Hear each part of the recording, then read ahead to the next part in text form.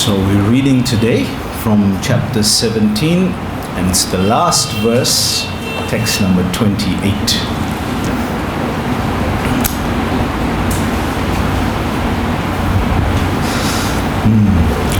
Ashradhaya hutam dattam tapastattam kritam chayat ashad iti uchyate partha na chatat pretya no hiha ashradhaya hutam dattam tapastaptam kritam chayat ashad iti uchyate partha na chatat pretya no hiha ashradhaya hutam dattam tapastaptam kritam chayat. 1 minute. Tapastaptam kritam chayat asad iti uchyate partha na chatat pretya no hiha. So let me pray.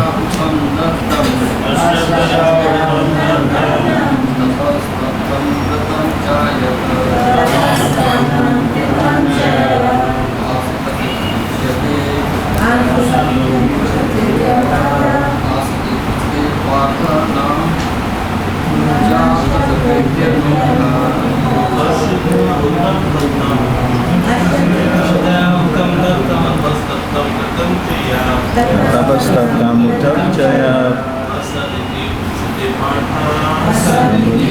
partha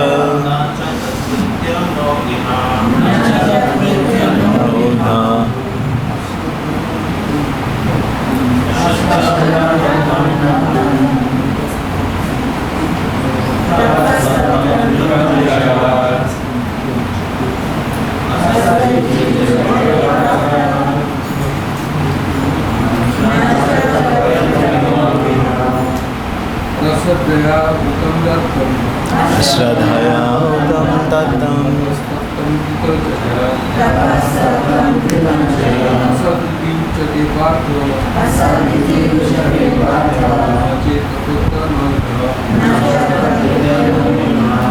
Mataji's. Ashradhaya utam tattam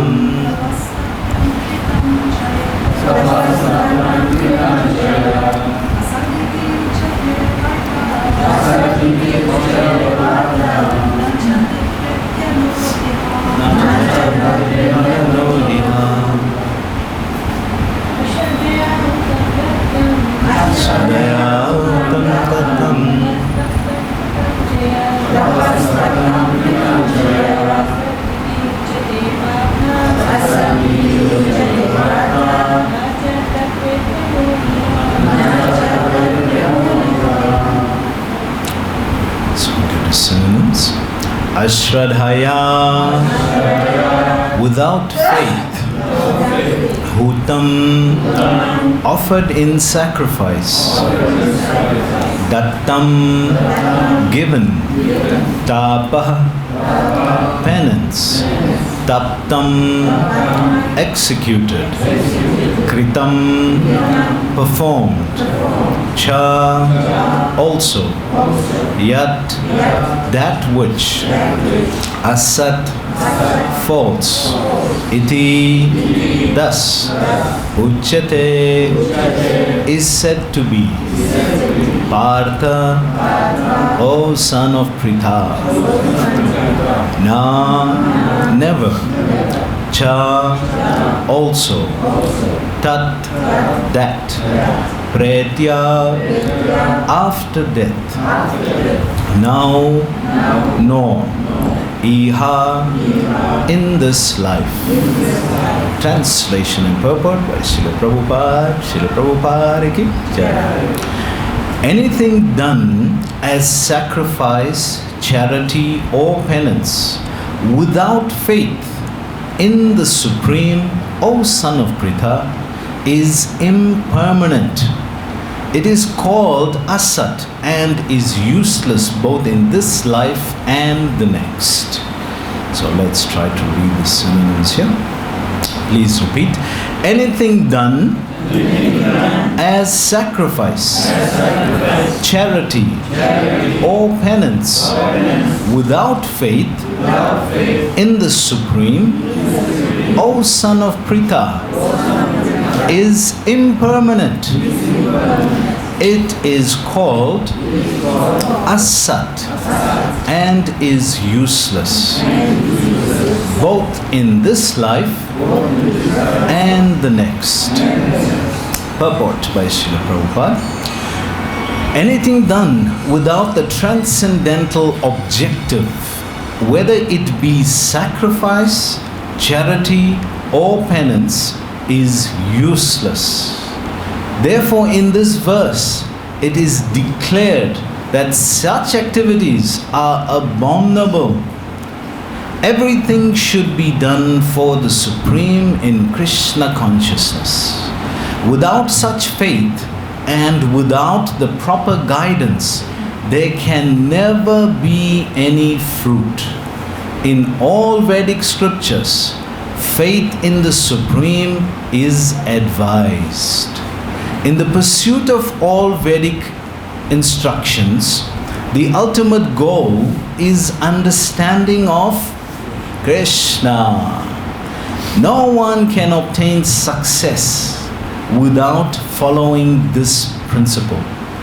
Let's read that again. No one can obtain success without following this principle. Without following this, let's try to repeat that point. Yeah? Please repeat. No one can obtain success without following this principle. Okay. Therefore, the best course is to work from the very beginning in Krishna consciousness, under the guidance of a bona fide spiritual master.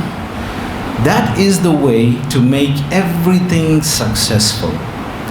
In the conditional state, people are attracted to worshipping demigods, ghosts, and yakshas like Kuvera. Why would they worship Kuvera? Paisa. Yes, Paisa. The mode of goodness is better than the modes of passion and ignorance, but one who takes directly to Krishna consciousness is transcendental to all three modes of material nature. Although there is a process of gradual elevation, if one, by the association of pure devotees, takes directly to Krishna consciousness, that is the best way. And that is recommended in this chapter. To achieve success in this way, one must first find the proper spiritual master and receive training under his direction. Then one can achieve faith in the Supreme. When that faith matures, in course of time, it is called love of God. In this love is the ultimate goal of the living entities. One should therefore take to Krishna consciousness directly. This is the message of this chapter. Powerful, powerful. Om Ajnana Timidandasya Jnananjana Shalakaya Chakshurun Militam Yena Tasmai Sri Guruve Namaha Sri Chaitanya Manovistam Stapitam Yena Bhutale Swayam Rupa Kanammayam Tadatti Swapadantikam Vandeham Shri Guru Shri Yuta Padakamalam Shri Gurum Vaishnavanamnuscha Shri Rupam Sagrajatam Sahagana Raghunatham Tam Tam Sajivam Sadvaitam Sarvadutam Parijana Sahitam Krishna Chaitanya Devam Sri Radha Krishna Padam Sahagana Lalita Sri Vishakhanamscha Namo Vishnu Padaya Krishna Prestaya Bhutale Srimade Bhakti Vedanta Swami Te Namine Namaste Saraswati Deve Gauravani Pracharine Nirvishesha Sunyavadi Paschatya Satari Vancha Kalpatarubhyascha Kripa Sindhubhyevacha Patitanam Pavanebhyo Vaishnavebhyo Namo Namah Jai Sri Krishna Chaitanya Prabhu Nityananda Sri Advaita Gadadhar Sivasari Gaura Bhaktivinoda Hare Krishna Krishna Krishna Hare Hare Hare Rama Rama Rama Hare Hare.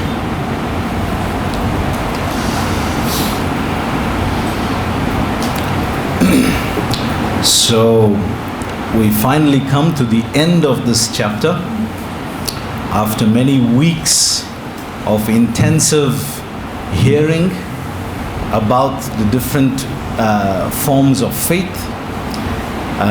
It's interesting, even in Sanskrit, this chapter, Shraddha Tri Vibhaya Yoga. This is what it is called. So it's showing faith in the three modes. So Arjuna starts, how did we get to this point, like we're seeing here? This is the overview, basic overview.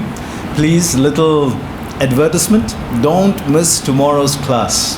Tomorrow and Tuesday is a very powerful presentation by Mother Yashoda, and if you didn't understand anything that was spoken within the last 2 weeks or so, catch it tomorrow.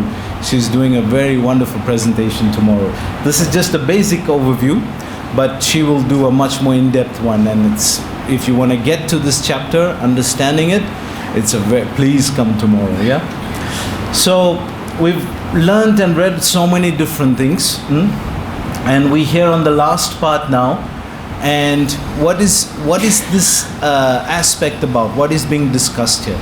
This aspect of Om Tat Sat. You've heard this over the past few days, and understanding this as the transcendental sound. You remember last week Tuesday when we did the class, verse number 17.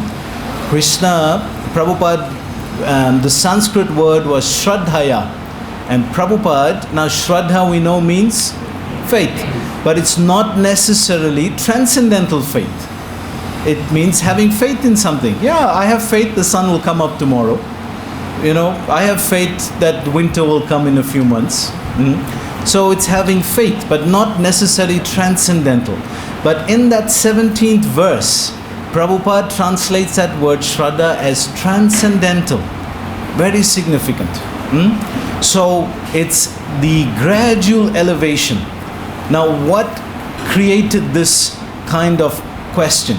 Well, it all started with Arjuna, because he's heard the 16th and 16th chapter. And in that 16th chapter, he's heard about divine and demoniac natures. And he's heard it, he's understood it, but he's a very intelligent person. One of the natural qualities of a Kshatriya is inquisitiveness, very inquisitive. So he's perceived that the nature of this divine and demoniac is understandable, but what happens if somebody is not demoniac but still has doesn't accept the Supreme Lord directly, but has some kind of faith? He doesn't want to follow the scripture, like we said last week. The defining feature of the demon is doesn't want to follow Shastra. Demoniac personality or tendency or attributes, one of the defining feature, they don't want to follow Shastra. So to understand Krishna means to follow Shastra. So Arjuna has understood this. So he had a question, then what happens if somebody does have good faith, like they are moral, they are virtuous, They don't harm anyone. Like we discussed last week, the vegans, they're, they respect the cow. Because of that, they don't take milk. So it's a good attribute, right? But better would be to protect the cow, right? Instead of not just taking milk. Like that. Or somebody who's virtuous and moral. So they're not bad people, but they don't want to accept because their logic is not satisfied by what is being presented as information about God. So they are virtuous, but they are, from what they've seen, the mistakes that come up in Shastra, from what they've seen in the misbehavior of sadhus, they're not so inclined to follow directly. So due to that, they're saying, well, I'd rather this be a moral person and not because, if I'm going to dedicate my life to something, I want to make sure that it's perfect. And in this world, nothing is perfect. So that's their logic. But they haven't come into contact with transcendental knowledge. Shraddhaya, transcendental knowledge that comes in a bona fide line. This is one of the first things we tell people when we're preaching. That this information I'm sharing with you that has changed my life, this information is coming in a disciplic succession, unchanged, authorized knowledge. Therefore, what I'm sharing with you is not under defect. Appurushaya is beyond being written, or it's scripted by Ganesh and Vyas, like the Mahabharata. But the information, the knowledge is transcendental. So Arjuna asked this question, and that leads to this chapter. So by observing the modes, we can understand that the faith of the person. And this was discussed in this chapter in 4 features or 4 aspects. FACS. Anybody remembers? F for food, yes. A, austerity. C, charity. S, sacrifices, yes. So these 4 aspects, Krishna, and we were explaining last week why these 4, because these 4 are essential to Vedic culture. These 4 things are essential to Vedic lifestyle. And at that time there was nothing beyond Vedic lifestyle. That was the lifestyle, that was the culture. So Krishna was, then Arjuna said, well, there may be somebody who may not accept. So then this point came about. So we concluded in this section that by chanting Om Tat Sat, this is the conclusion of this section. This is the solution. Krishna says that chant this. If you cannot follow these principles and what was being discussed, okay, whatever you're trying to do, try to include this phrase, Om Tat Sat. And this is what has been discussed over the past few days, right? This feature of Om Tat Sat. Why Om Tat Sat? What is so special about Om Tat Sat? Why this particular phrase? Yes, Boo. What would you say? Yeah, okay. Adidev Prabhu, you can just pass it. Why this Om Tat Sat? What does it represent? Anyone. What does it signify?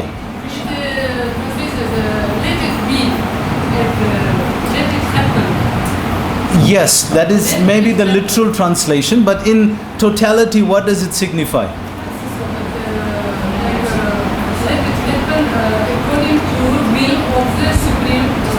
Yeah, you're giving me the literal meaning. I'm saying, what does it signify in total? What is that? A little louder. Faith in God. It actually signifies the absolute truth. That's the answer. This Om Tat Sat signifies the absolute truth. So it's indirect, completely all around the way of connecting to God. Fine, you don't want to have faith in the Lord. Can you pass the mic back, because I'm going to need it just now. You don't want to have faith in the Lord. You don't want to worship directly. Okay, but at least understand this aspect of Om Tat Sat, connecting to the Supreme. Very Krishna. Hare Krishna. So, do we have a cushion? Yeah. So connecting to the Supreme. So this aphorism Om Tat Sat is used in two aspects in Vedic culture. It's used as an invocation, intonation. It is used to invoke auspiciousness, and it's used at the end. Like who in ISKCON is famous for saying Om Tat Sat? Jayapataka Maharaj, famous. He always concludes or begins at some phrase in his Mangalacharan or towards the end. Om Tat Sat. Yes, Prabhupada used it in the introduction, towards the end of the introduction to Srimad Bhagavatam. He used it there, Om Tat Sat. So it's to say, well, if anything is lacking in what I have discussed and said, it can be nullified or accepted because Om Tat Sat, this is the representative of total reality. So it's something that logicians or people who may not readily accept Vedic culture will accept. That okay, we are connecting to something which is of the supreme reality. I don't understand it according to your presentation of scripture. I don't accept it towards your logic, but I do believe that there is a reality. And if that is what you are saying by this invocation, okay, I accept it. So what did we see then thus far in this chapter? We saw 3 levels of faith. 3 levels of faith. We saw 4 different categories of modes that affect, but in taxonomy, in categorizing it, we have 3 levels of faith. What are these 3 levels? 1 is non-scriptural faith, 2 is scriptural faith, and 3 is transcendental faith. So 3 levels of people who have faith: non-scriptural, scriptural, and transcendental. Of course, the best one would be transcendental, because that is the one that's connected to Krishna. That's the one that Prabhupada is speaking about here today in this last verse, which we'll come to now. So what is non-scriptural faith is based on culture. Just like we have in Vrindavan, we have stories of Krishna that we can't find in the Shastra, but the Brajbasis tell it. So it's non-scriptural. It's not readily found in the scripture, but it comes as part of the itihas, the traditional, by word of mouth. It's been passed down to different generations. So that's non-scriptural, but it's faith. It gives faith.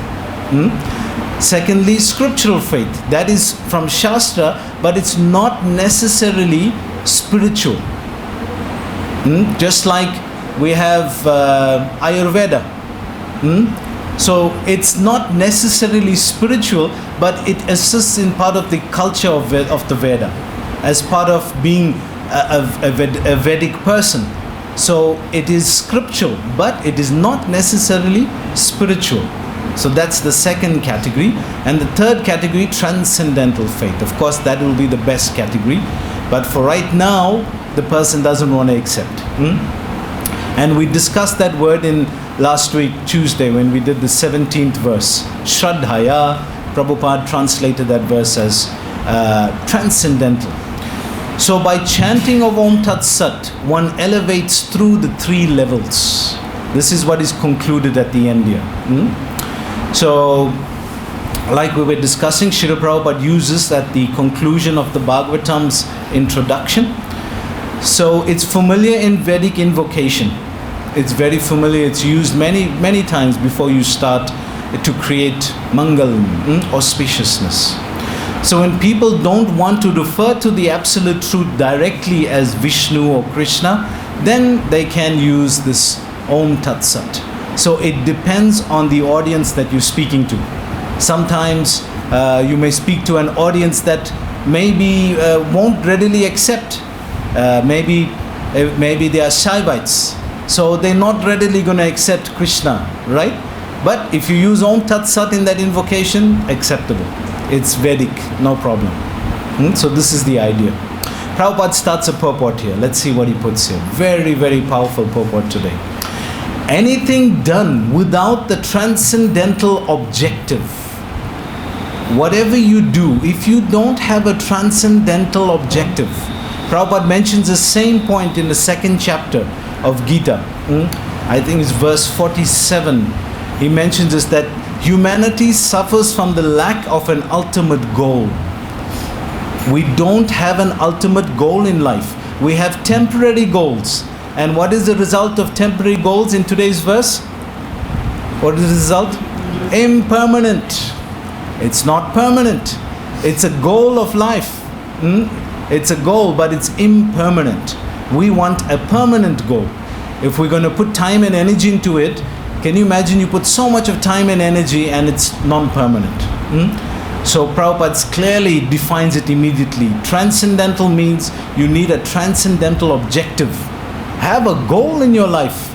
Amongst the other goals that you have a goal that doesn't change.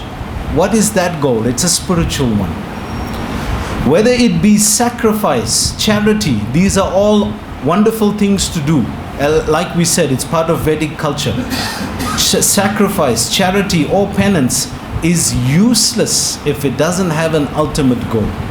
If you're doing all these things, you're working so hard and you're gaining these things, but they are temporary because they are connected to the body and related to the body, then it's relative. And if it's relative and you're putting so much of energy into it, what about the absolute result? What about the real value of life? What is the real purpose of life? So don't forget that. This is the idea. Therefore, in this verse, Prabhupada says, it is declared. To declare something is very, very strong. To make a declaration, it's like a very powerful statement, very, very strong. It is declared that such activities are abominable. So Prabhupada's extra spice in it. So it's already so intense, but Prabhupada says this is abominable. You call yourself a human being and you don't know the value of life? You're just working, like we said last week, Rishabdev Maharaj, Nayam deha deha bhajam nilokam kastan arhat vidbujam ye tapo divyam putrakayena sattvam. If you don't perform tapo divyam, you may perform tapo, austerity, but if it's not divyam, then you're just living your life like hogs and dogs and cats. Very, very strong. Same point is said here today. Prabhupada goes on. Without such faith and without the proper guidance, two things. Without proper faith and without proper guidance. You may have faith, but if you're not guided properly, what happens then? This is the situation here. The 17th chapter is not a demoniac person. It's a good person, but he doesn't want to accept guidance. Shastra. Shastra means scripture, sadhu. These are the authorities that guide us, that give us direction, perspective.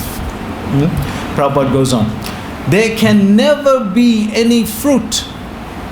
So one may say, well, I'm getting my karma phal, right? I'm getting something. But the point is, how long is that lasting you? How long is the results of that lasting you? And has it actually satisfied you? Yayatma supasiddhati. Has it reached the level of satisfying you from the soul?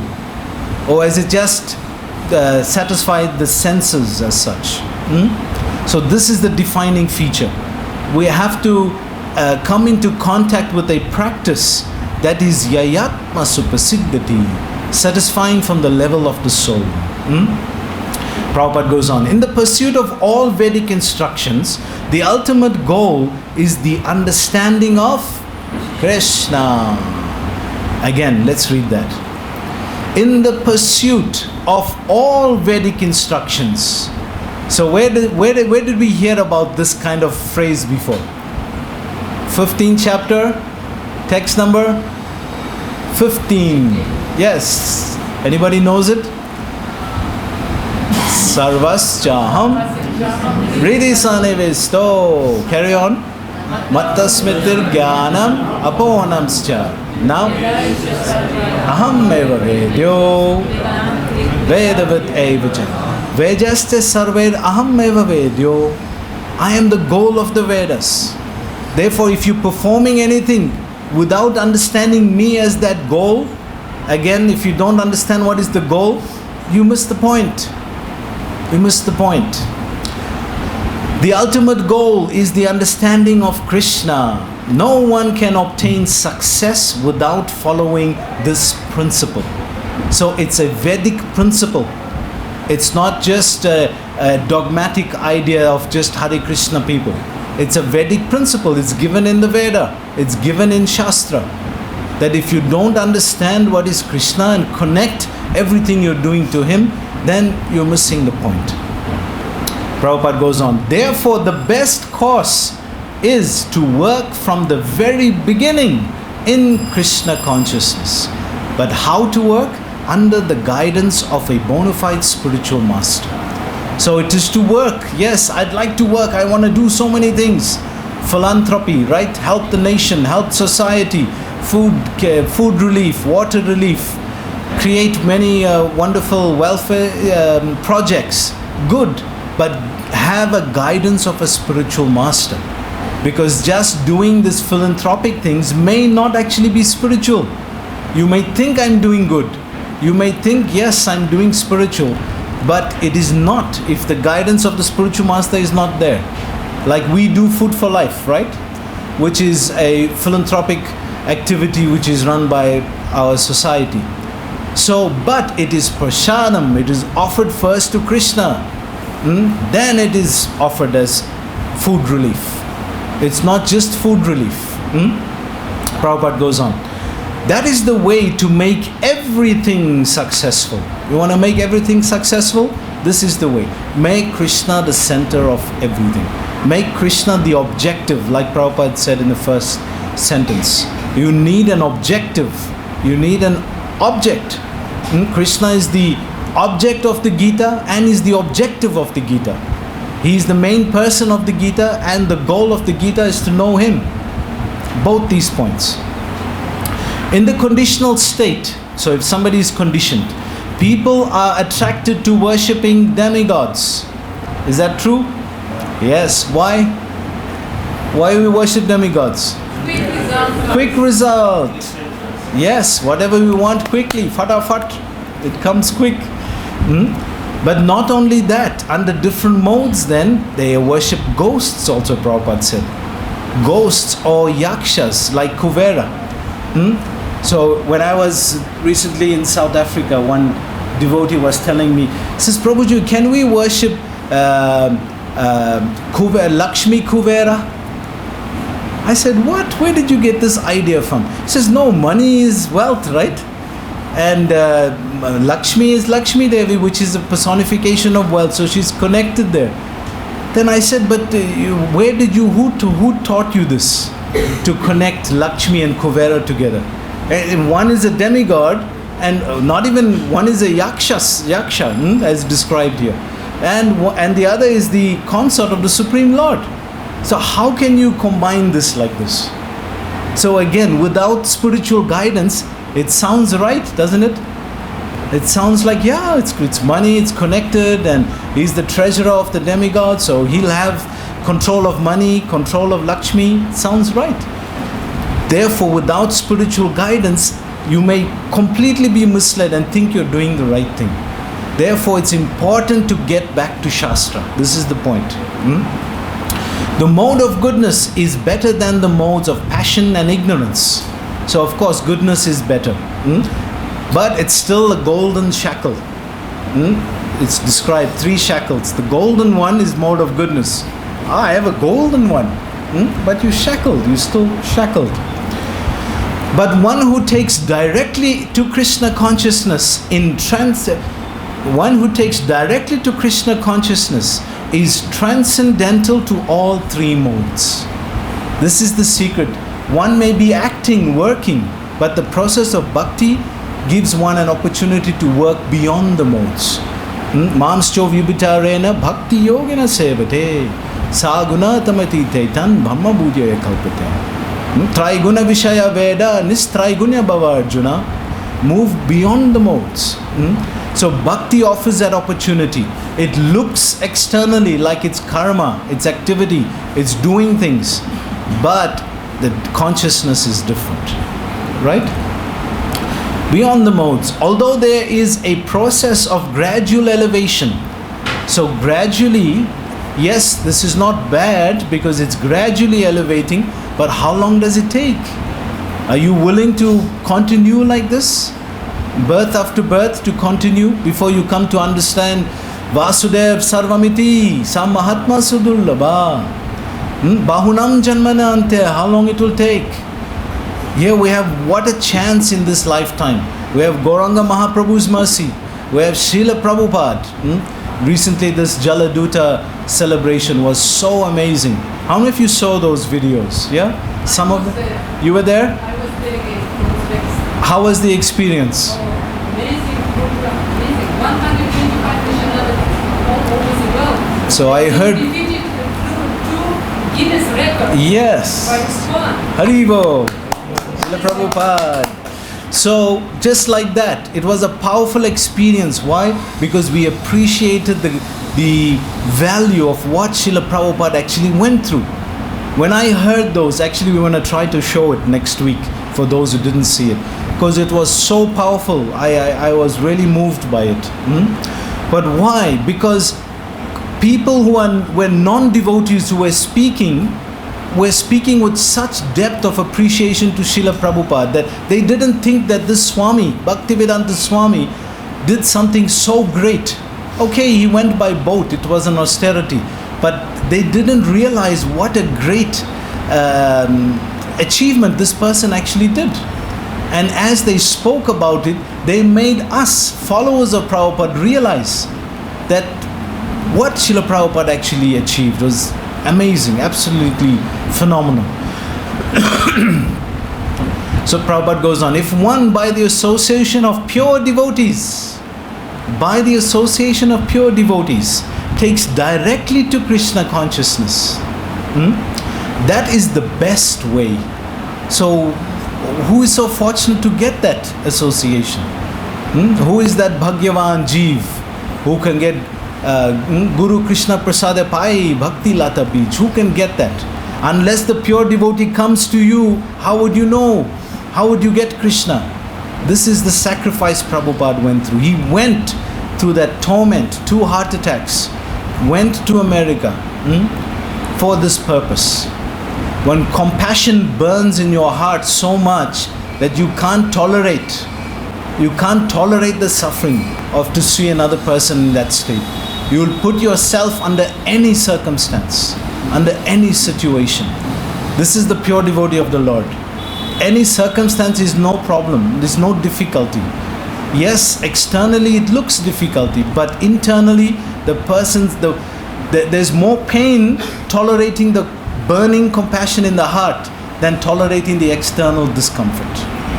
This is the pure devotee. And that is recommended in this chapter. This is recommended. What is recommended? Get the association of pure devotees. Do we have that association? Yes, we have so many wonderful devotees. We are so fortunate to have that opportunity. To achieve success in this way, one must first find the proper spiritual master and receive training under this direction. Under his direction, receive training. So training means it's not going to be easy. It's purification, it's guidance.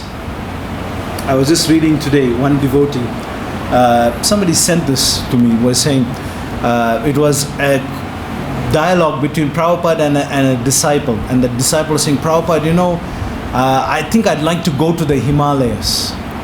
Prabhupada says, why? He says, well, it's the highest point of this planet, so maybe the consciousness is higher there.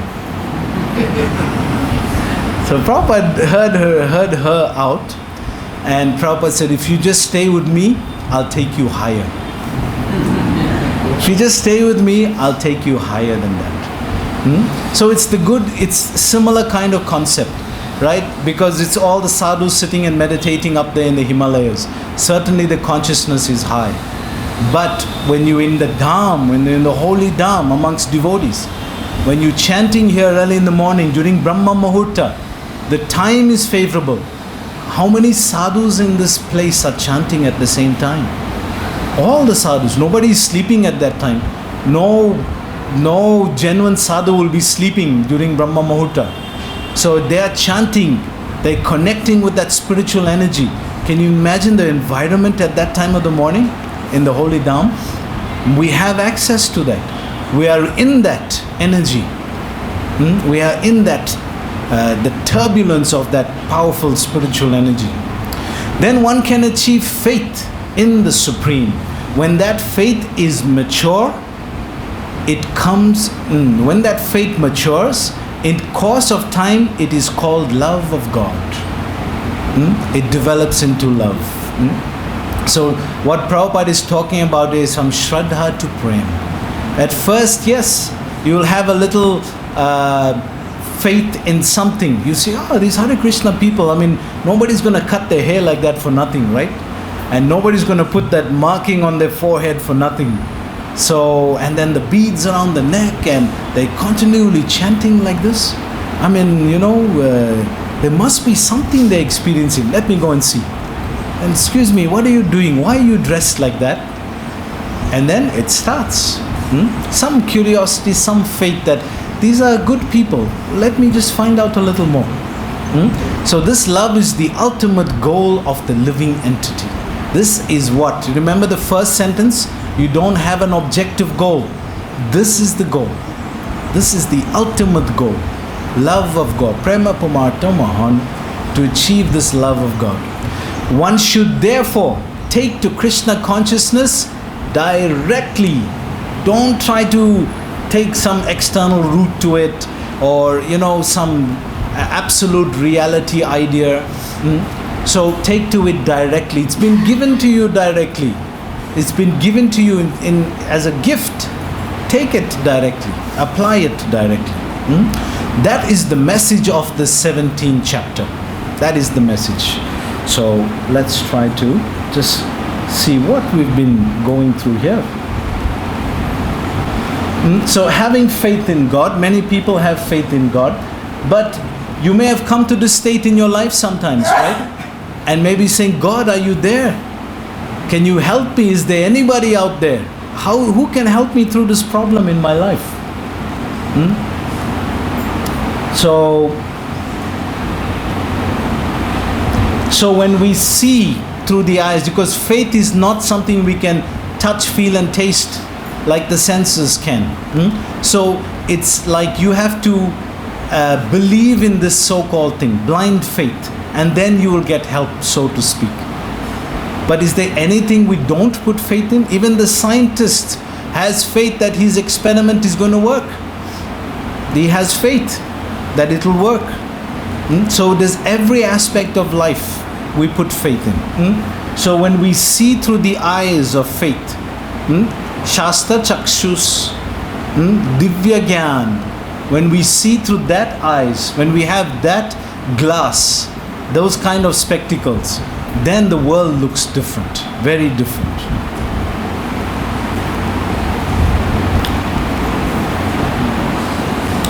Yes. So, Aditya Prabhu, can you read out as we're going along, right? So we'll save time. Yeah? Living in God's... You can use the mic. Yeah. Living in God's promises. Yes. So many people who don't want to follow Shastra will say, well, you're promised so many things. God promises so many things. Will He really deliver that? Well, that's what the story of the whole Bhagavatam is about. It's episodes in the history of time, of humanity, showing people who had these kind of experiences that we're having today and how they overcame them, being empowered with bhakti. Not only overcoming them, but getting bhakti, transcendental experiences. Yeah? Even when we are faithless. So even when we are faithless, okay, no problem. Even when we are faithless, God still has faith in us. So at least that gives us hope. Faith, what is that? Yeah. Faith towards God. So when you have an experience in life, when the gap is a little too big and you're not sure whether you're going to make it, if you're going to jump, do you think this person is going to make it? What makes you think he's going to make it?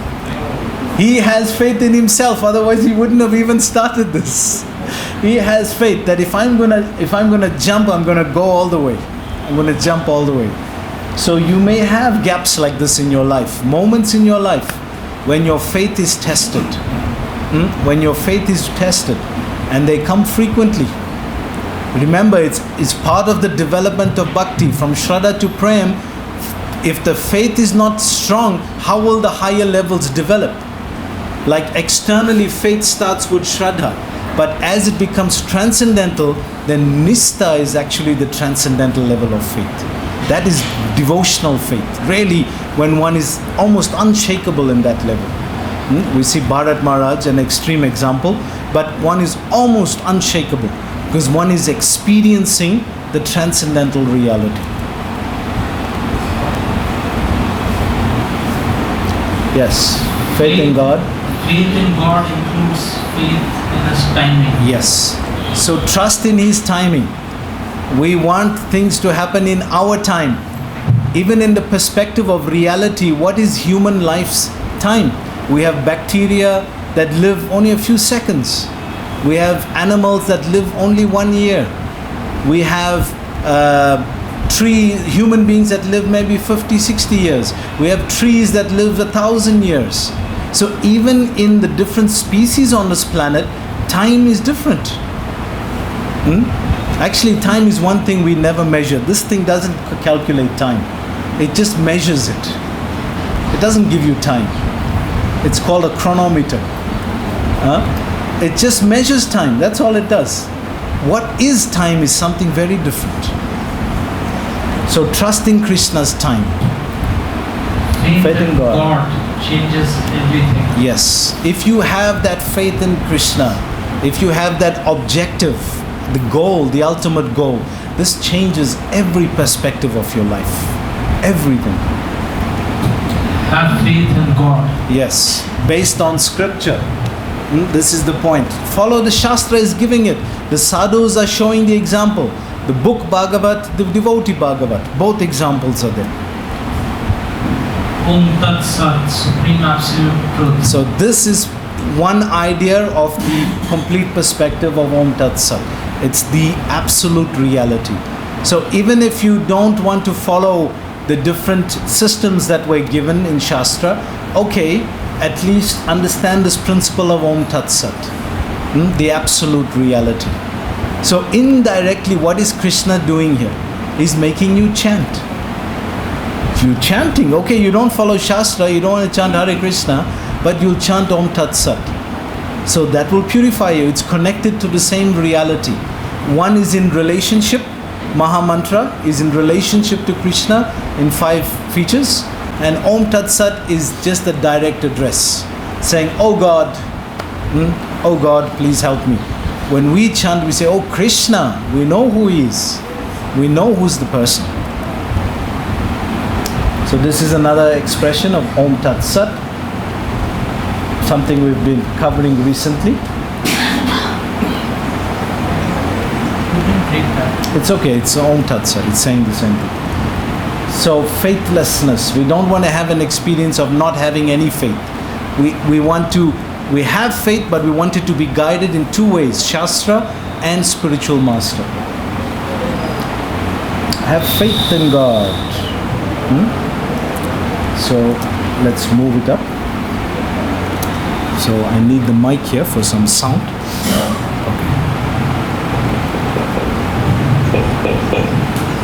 Okay, so this is somebody's experience with faith. Let's hear it a little bit.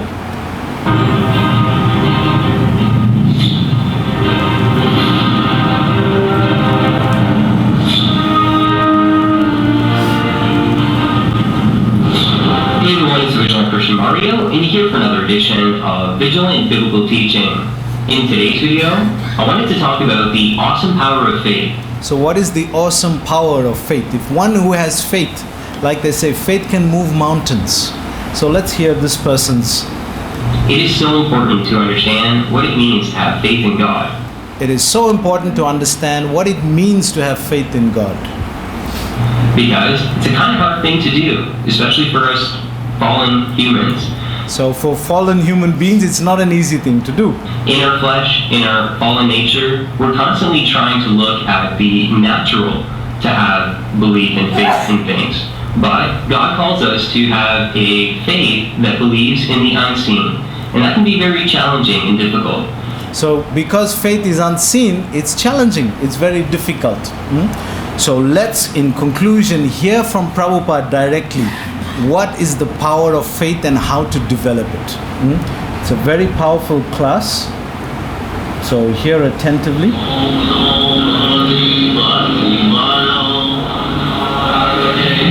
He's speaking from the second chapter of the first canto.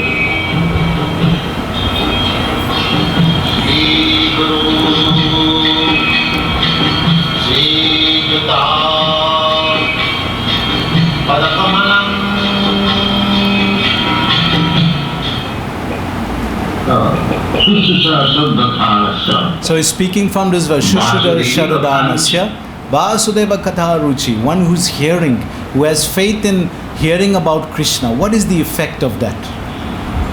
In the previous verse,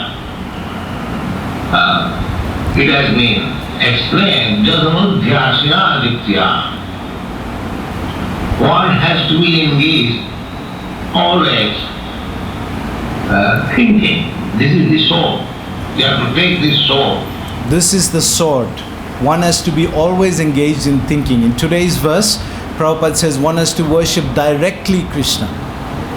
One has to be always engaged in thinking. Then he says, take the sword of Krishna consciousness. Then you become free.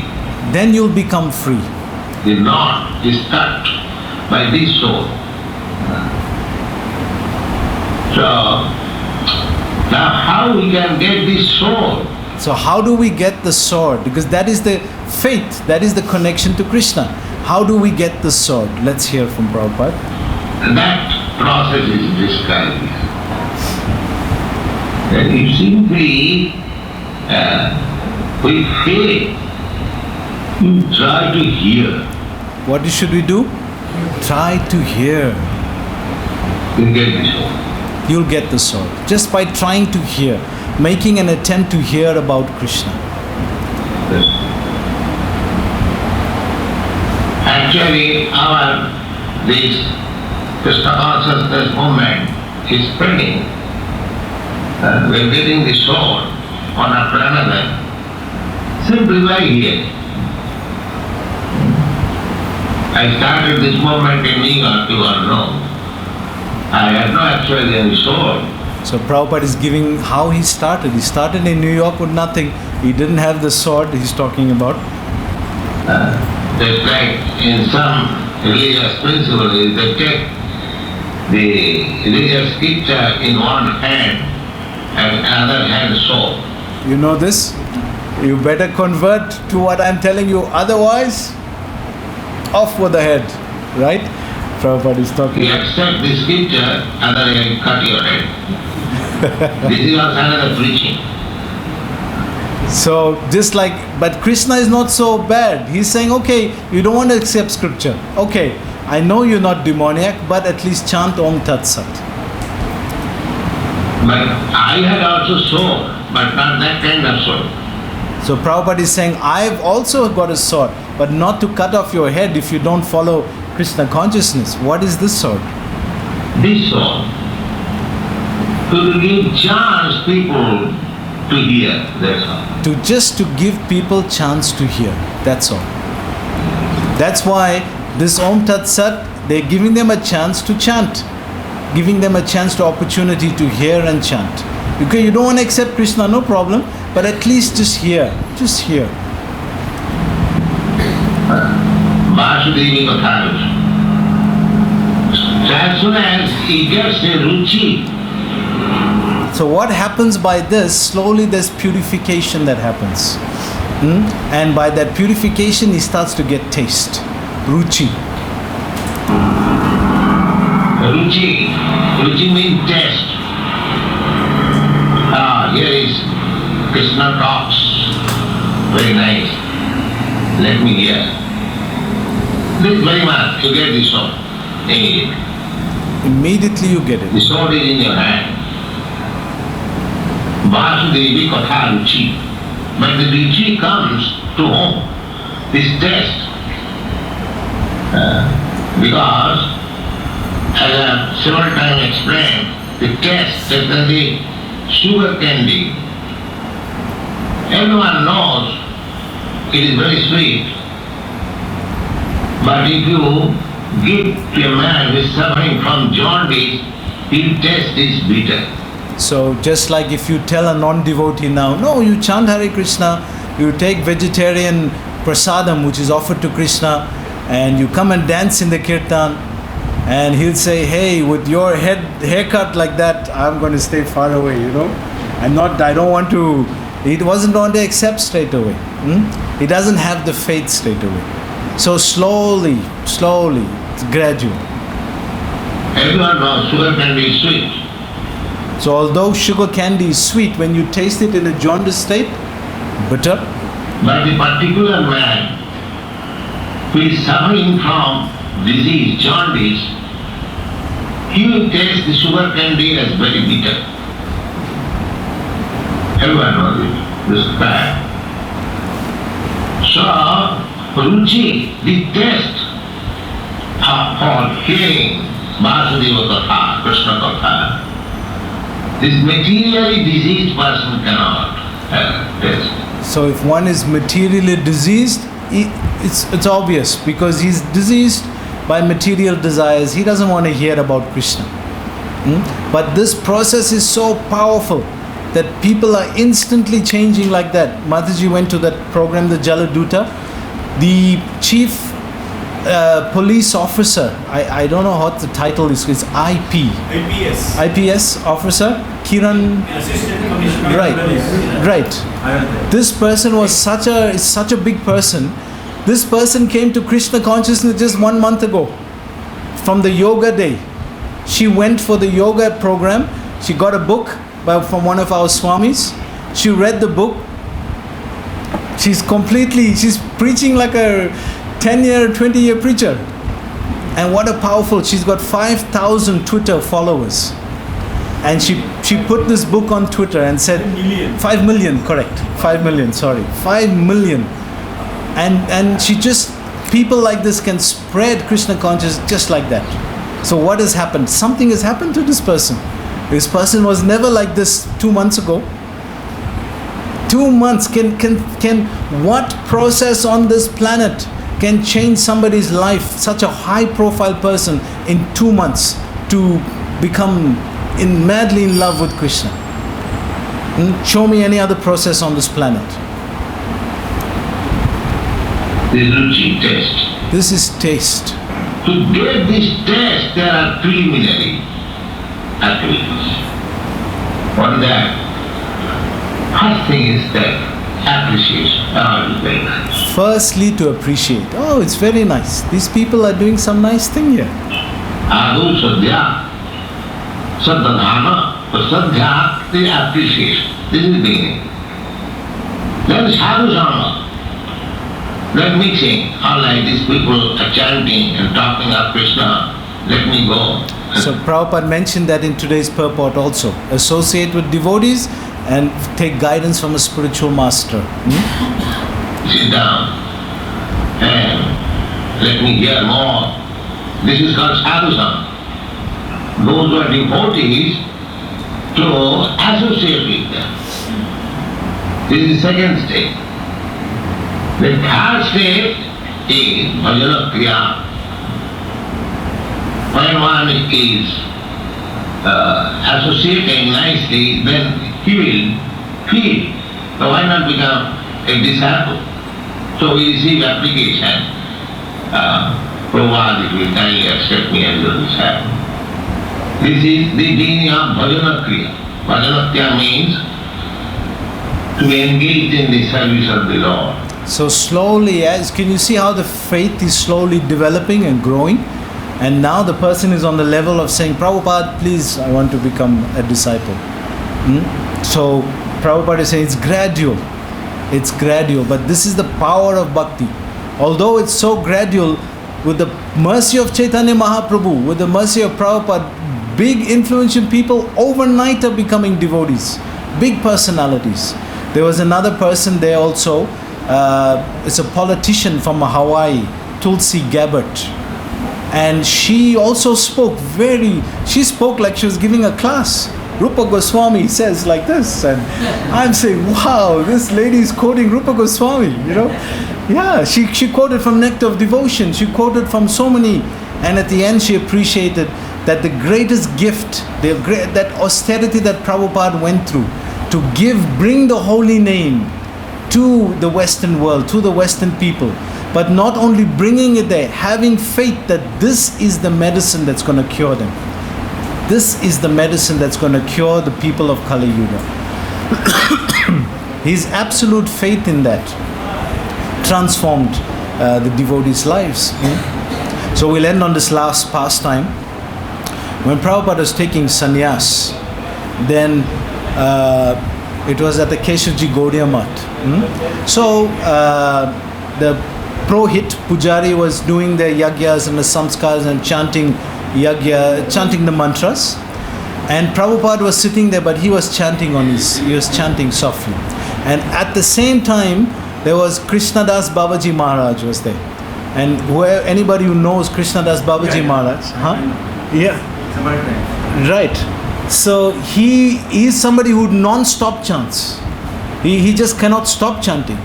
He's just continually chanting. So at that moment, when Prabhupada was taking his sannyas diksha there, then the pujari said, please, we're chanting mantras, you can stop chanting now, because we're going to continue with the puja. So Prabhupada didn't stop, but he slowed down, softened the chanting. And Babaji Maharaj saw this. And at the end, after that, he said, this person has so much faith in the chanting of the holy names, he can spread the holy names all over the world. Srila Prabhupada ki jai. So we'll stop there. Please, Maharaj, if there's any comment or questions, anything, please, any corrections or anybody has, please. I saw Prabhupada several times. Hare Krishna. I came in Vrindavan month 72. So I saw many husbands. My life will bless them. So I pray whole world will be guided by the teaching of Prabhupada.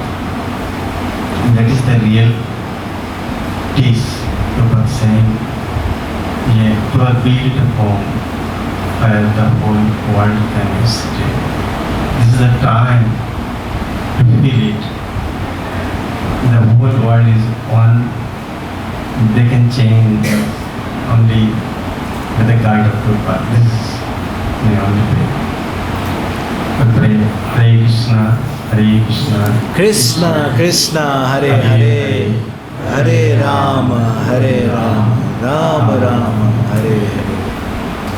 The globe is on, Prabhupada is on, the name Pranam is on. Only it can change the whole world. Hare Krishna. Thank you much. Hare Krishna. So anybody else has any comment or question? Maybe 2 minutes? Like to share something with us on their idea of